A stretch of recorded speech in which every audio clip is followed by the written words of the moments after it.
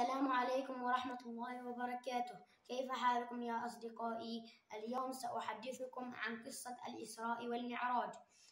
أسري بالرسول صلى الله عليه وسلم من مكة المكرمة إلى المسجد الأقصى الذي باركنا حوله بصحبة جبريل عليه الصلاة والسلام عن طريق دابة اسمها البراق.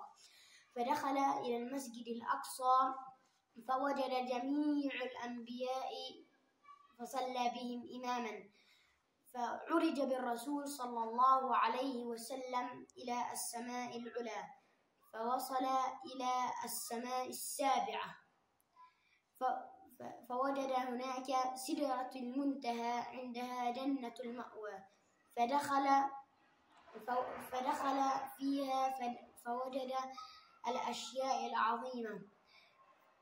وفي هذا اليوم فرض علينا 5 صلوات، ثم رجع إلى مكة المكرمة فأخبر قومه، فمنهم من صدق ومنهم من كذب. مع السلامة يا أصدقائي.